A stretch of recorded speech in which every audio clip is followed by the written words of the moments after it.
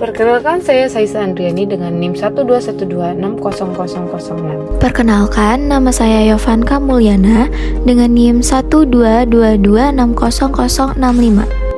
Perkenalkan, nama saya Desa Kila Maharani dengan NIM 122601008. Kenalkan, nama saya Bama Tahu Gali dengan NIM 122260139 dari Program Studi Farmasi Angkatan 22. Perkenalkan, nama saya Ayasa Rahma Putri dengan NIM 122260178. Fenomena antarmuka juga berperan dalam bidang farmasi dan kedokteran. Yang pertama, faktor yang sangat penting antara lain mempengaruhi penyerapan obat pada bahan pembantu padat dalam obat jadi. Yang kedua, penetrasi molekul melalui membran biologis. Yang ketiga, berperan dalam pembentukan dan kestabilan emulsi dan dispersi partikel tak larut dalam media cair untuk membentuk sediaan suspensi. Pengertian kohesi dan adesi. Dengan hesi berarti tarik-menarik, ko berarti sejenis, ad berarti berbeda. Kohesi adalah gaya tarik-menarik antar molekul sejenis. Gaya ini yang menyebabkan antara zat satu dengan zat lain yang berbeda jenis tidak menempel, karena molekulnya saling tolak-menolak. Sedangkan adesi adalah gaya tarik-menarik antar molekul berbeda jenis. Gaya ini yang menyebabkan antara zat yang bersifat lain berbeda jenis dapat menempel karena molekulnya saling tarik-menarik atau merekat. Kerapatan dan jarak antar molekul adalah aspek yang mempengaruhi gaya kohesi dan adesi yang tadi telah dijelaskan.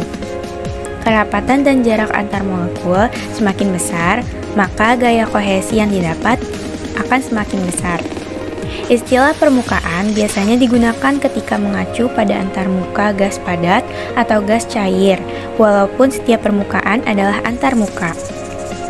Simbol untuk tegangan antarmuka diantaranya ada YL untuk liquid cair, YV atau vapor untuk uap atau gas, dan YS untuk padatan atau solid. Tegangan permukaan atau tegangan antarmuka terbagi menjadi dua. Yang pertama ada surface tension atau tegangan permukaan yang dilambangkan oleh gamma, adalah gaya atau panjang yang harus diterapkan sejajar permukaan mengimbangi gaya ke arah dalam. Yang kedua, interfacial tension adalah gaya per unit panjang yang ada pada antarmuka dua fase cair yang tidak bercampur. Tegangan permukaan memiliki satuan yin per cm. Meskipun semua tegangan dapat disebut dengan tegangan antarmuka, tapi paling sering digunakan untuk gaya tarik-menarik antara cairan yang tidak dapat bercampur.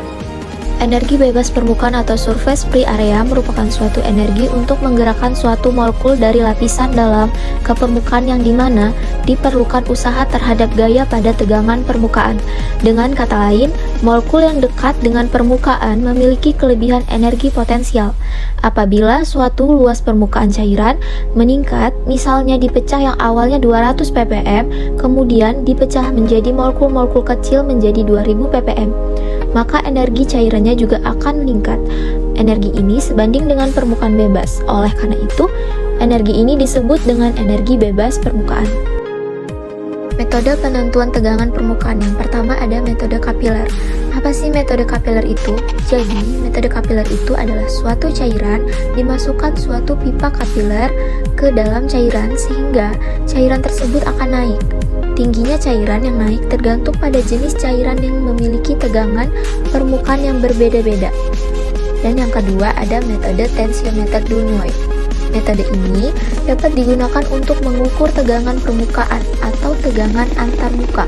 Prinsipnya yaitu gaya yang diperlukan untuk melepaskan cincin platina iridium yang dicelupkan pada permukaan atau antarmuka sebanding dengan tegangan permukaan atau antarmuka cairan tersebut. Koefisien sebaran. Koefisien sebaran dapat terjadi apabila suatu zat dituangkan ke atas permukaan air. Ada dua macam kejadian koefisien sebaran, yaitu yang pertama zat tersebut menyebar dan yang kedua zat tersebut tidak menyebar. Dua macam kejadian koefisien sebaran tersebut dapat terjadi karena adanya pengaruh dari gaya kohesi dan adesi, di mana zat akan menyebar apabila gaya adesi lebih besar daripada gaya kohesinya. Dalam koefisien sebaran terdapat dua istilah, yaitu kerja adesi dan kerja kohesi. Kerja adesi atau WA adalah energi untuk memutuskan gaya tarik-menarik antar molekul tidak sejenis. Dengan rumus, WA sama dengan YC ditambah YP dikurang YCP. Sedangkan kerja kohesi adalah energi yang dibutuhkan untuk memisahkan molekul-molekul cair yang menyebar, sehingga dapat mengalir ke lapisan cairan bawah. Dengan rumus WK sama dengan 2YC. Koefisien sebaran dapat juga disebut dengan koefisien hamparan, di mana disimbolkan dengan huruf S.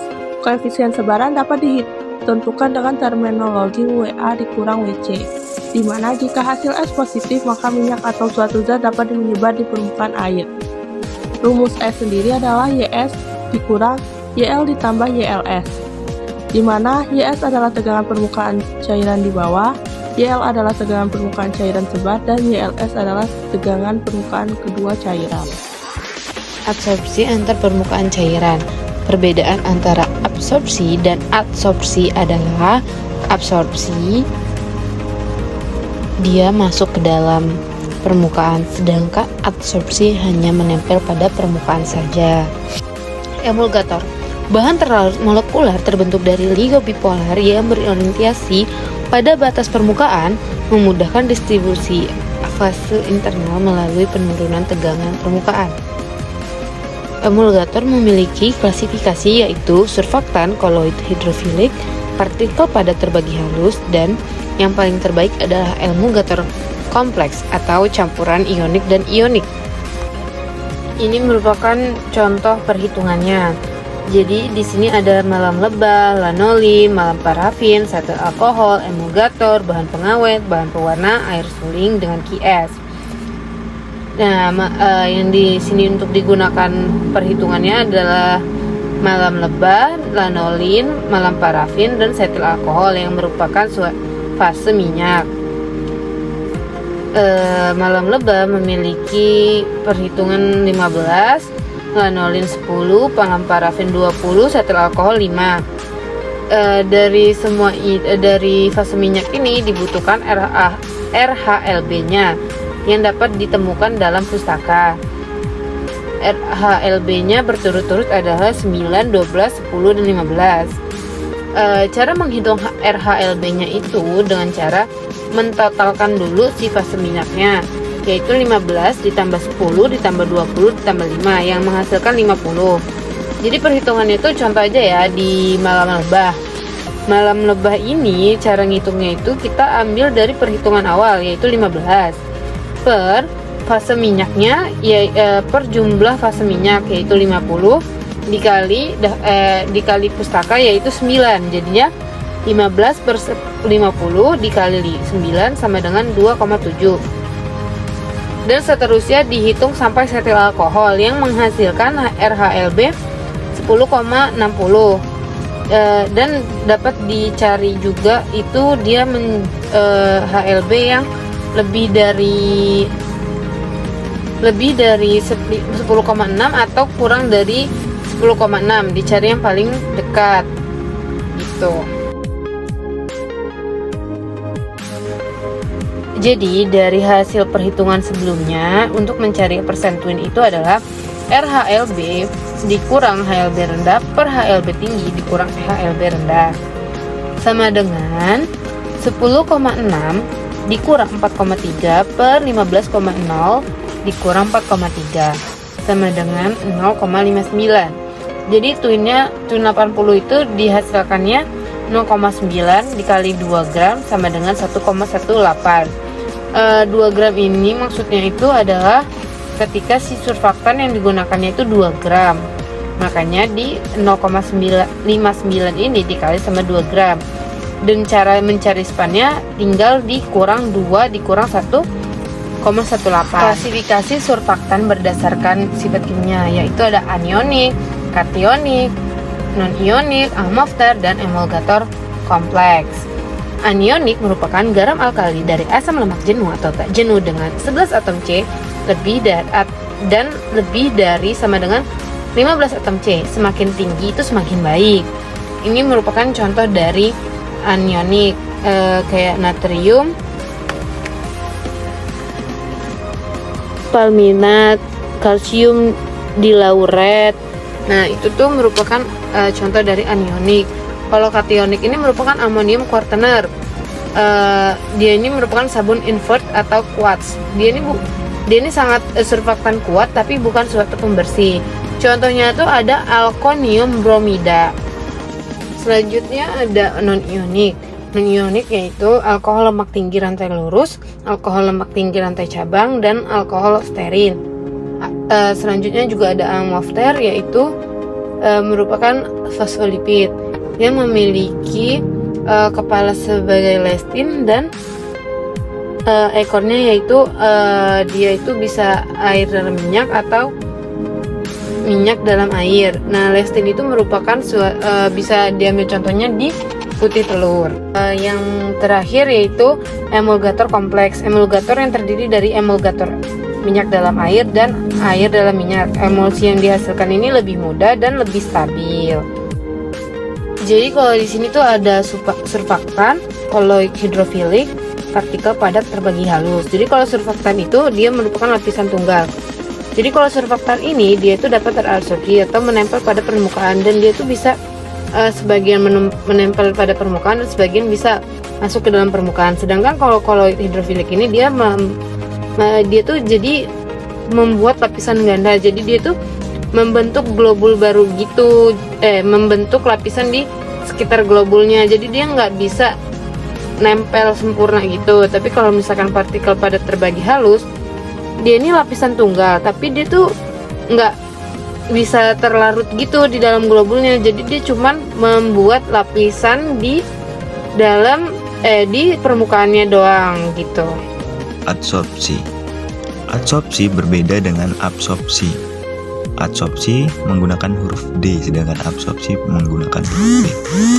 Untuk adsorpsi sendiri merupakan suatu proses penyerapan oleh padatan tertentu terhadap zat tertentu yang terjadi pada permukaan zat padat karena adanya gaya tarik atom atau molekul pada permukaan zat padat tanpa meresap ke dalam. Jadi adsorpsi itu tanpa adanya proses meresap ke dalam. Berbeda dengan absorpsi yang mana zat yang berada di luar akan masuk ke dalam. Dalam adsorpsi sendiri terdapat adsorbat dan adsorben. Adsorbat sendiri adalah zat yang dihinggapi oleh adsorbat.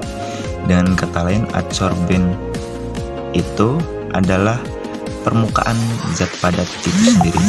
Sedangkan adsorbat adalah zat yang berada di permukaan padatan atau di permukaan adsorben.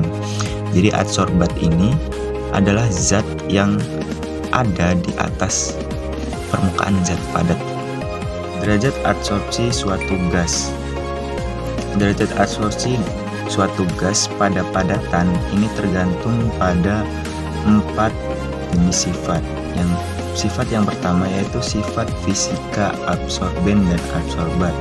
Misalnya itu sifat fisika kimia kulit atau partikel debu atau lainnya. Lalu yang kedua yaitu luas permukaan adsorben. Semakin luas permukaan adsorben atau permukaan padat, makin banyak adsorbat yang ditangkap. Lalu yang ketiga yaitu suhu. Bila suhu dinaikkan, adsorbat yang terserap akan turun. Sedangkan semakin turun suhunya, semakin kecil peluang terjadinya adsorpsi. Lalu yang terakhir yaitu tekanan parsial. Pada lingkungan tinggi, gas semakin banyak dipaksa untuk terabsorpsi. Terbagi menjadi dua, yaitu adsorpsi fisik dan adsorpsi kimia. Adsorpsi fisik disebut juga dengan van der Waals. Adsorpsi ini bersifat reversibel. Penghilangan absorben dan absorbat itu disebut desorpsi. Lalu yang kedua adalah adsorpsi kimia, disebut juga kemisorpsi. Absorbat melekat pada absorben melalui ikatan kimia primer sehingga akan sulit untuk diputus. Adsorpsi isotermik, contohnya yaitu Berapa banyak gram gas yang bisa terabsorpsi oleh 1 gram adsorbent pada suhu tetap? Terdapat istilah wetting. Wetting sendiri adalah istilah keren dari pembasahan. Terdapat wetting agent yang merupakan salah satu jenis bahan tambahan yang berfungsi sebagai zat pendispersi.